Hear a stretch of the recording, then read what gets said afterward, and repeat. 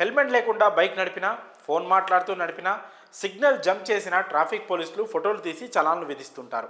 బైకులు నడిపే మనలో చాలామందికి కూడా ఎప్పుడో ఒకప్పుడు చలానా పడే ఉంటుంది. మహా అయితే ఒకటో రెండో పడి ఉంటాయి.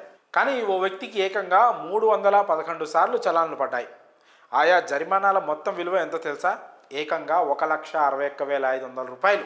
ఆ వ్యక్తి నడిపే స్కూటీపై 311 ట్రాఫిక్ చలాన్ కేసులు ఉన్నాయి.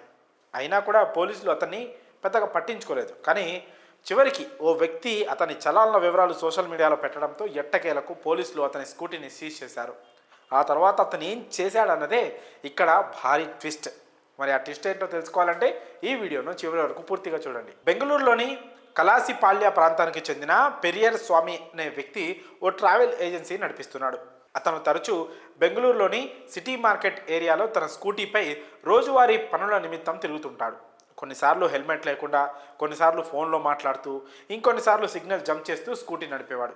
దీంతో ట్రాఫిక్ పోలీసులు ఫోటోలు తీసి చలాన్లు వేసేవారు. కానీ అతను మాత్రం అవేం పట్టనట్లు చలాన్లు కట్టకుండా హెల్మెట్ పెట్టుకోకుండానే తిరిగేవాడు. ఇతని వ్యవహారాన్ని ఓ ఏడాది కాలంగా గమనిస్తున్న అదే ప్రాంతానికి చెందిన ఓ వ్యక్తి ఇతని స్కూటీ చలాన్లు, అతను ట్రాఫిక్ నిబంధనలు ఉల్లంఘించిన ఫోటోలన్నింటినీ సోషల్ మీడియాలో పోస్ట్ చేశాడు. ఎన్ని చలాన్లు ఉన్నా పోలీసులు ఎందుకు ఇతనిపై చర్యలు తీసుకోవడం లేదంటూ అతను సోషల్ మీడియా సాక్షిగా ప్రశ్నించాడు. దీంతో అలర్ట్ అయిన పోలీసులు వెంటనే అతని స్కూటీని సీజ్ చేశారు.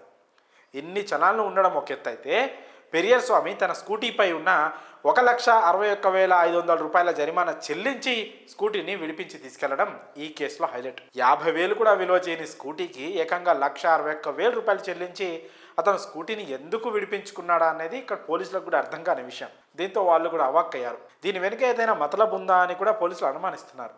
మరి ఈ విచిత్రమైన కేసుపై మీ అభిప్రాయాలను కామెంట్స్ రూపంలో తెలియజేయండి.